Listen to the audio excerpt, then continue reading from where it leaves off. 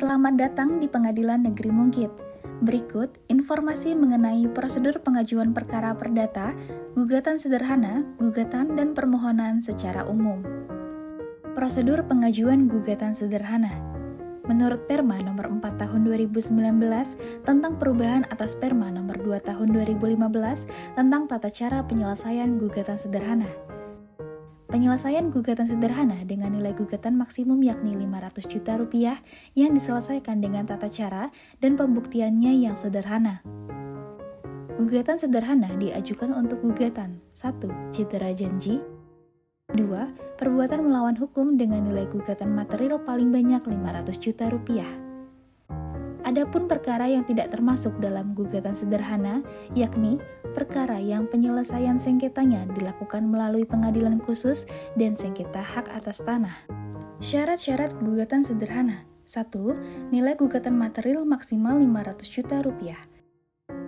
Kedua, para pihak dalam gugatan sederhana terdiri dari penggugat dan tergugat yang masing-masing tidak boleh lebih dari satu, kecuali memiliki kepentingan hukum yang sama. Ketiga, tergugat yang tidak diketahui tempat tinggalnya tidak dapat diajukan gugatan sederhana. Keempat, penggugat dan tergugat harus dalam wilayah hukum yang sama. Apabila penggugat berada di luar wilayah hukum tempat tinggal tergugat, maka penggugat dalam mengajukan gugatan dengan menunjuk kuasa hukum meliputi kuasa hukum insidentil dengan surat tugas dari institusi penggugat. Kelima, penggugat dan tergugat wajib menghadiri secara langsung setiap persidangan dengan atau tanpa didampingi oleh kuasa hukum, kuasa insidentil atau wakil dengan surat tugas dari institusi penggugat. Prosedur beracara lebih cepat dengan diperiksa dan diputus oleh hakim tunggal. Penyelesaian gugatan sederhana paling lama 25 hari sejak hari sidang pertama. Berikut tahapan penyelesaian gugatan sederhana meliputi 1. Pendaftaran 2. Pemeriksaan kelengkapan gugatan sederhana 3. Penetapan hakim dan penunjukan panitera pengganti 4. Pemeriksaan pendahuluan. Merujuk pada isi Peraturan Mahkamah Agung Nomor 4 Tahun 2019, hakim berwenang menilai dan kemudian menentukan apakah perkara tersebut adalah gugatan sederhana.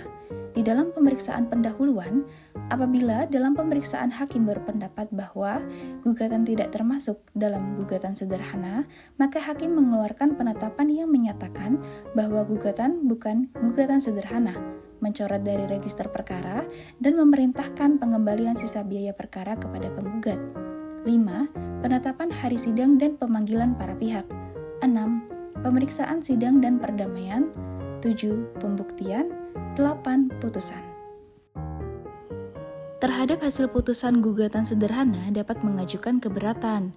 Permohonan keberatan diajukan paling lambat 7 hari setelah putusan diucapkan atau setelah pemberitahuan putusan.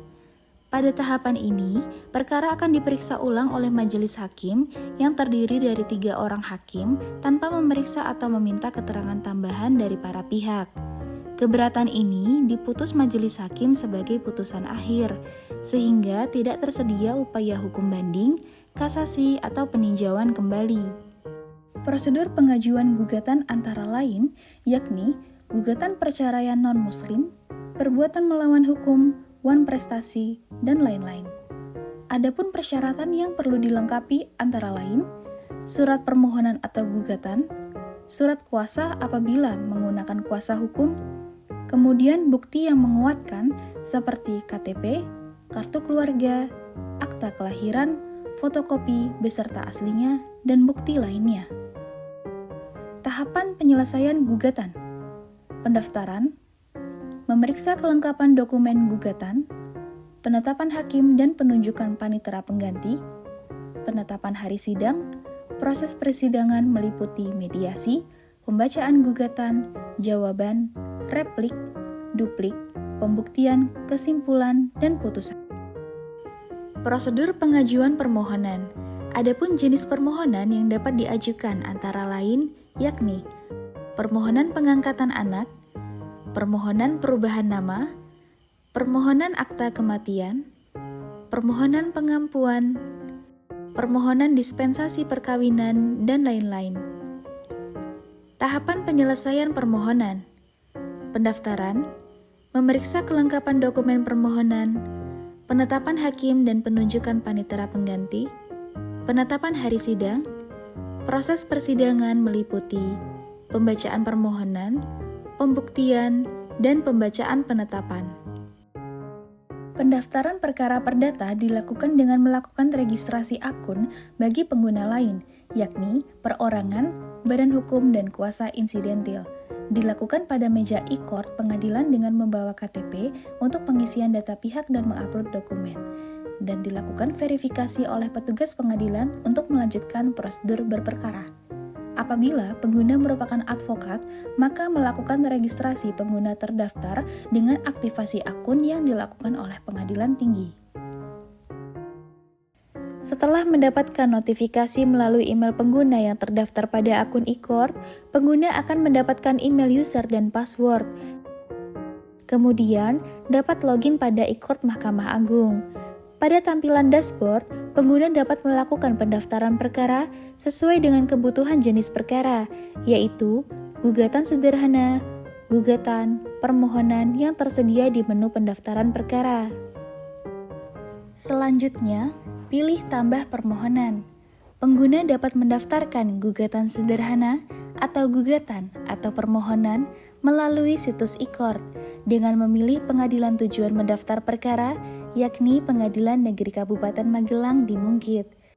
Setelah memahami dan menyetujui syarat dan ketentuan pendaftaran online melalui e-court, tekan tombol daftar. Kemudian, dilanjutkan dengan mengisi data pihak dan menambahkan pihak yang berperkara, yakni penggugat, tergugat, atau pemohon dan termohon. Apabila dilakukan oleh advokat, maka wajib untuk mengupload surat kuasa sebelum melanjutkan pendaftaran perkara. Kemudian mengupload berkas gugatan sederhana atau gugatan atau permohonan. Sesudahnya, Anda akan mendapat taksiran panjar biaya atau ESKUM yang digenerate otomatis oleh sistem dengan komponen biaya panjar dan radius yang telah ditetapkan oleh ketua pengadilan, serta melakukan pembayaran atau e-payment apabila sudah mendapatkan kode virtual account dari perkara yang telah didaftarkan. Pembayaran tersebut dapat melalui mobile banking atau ATM.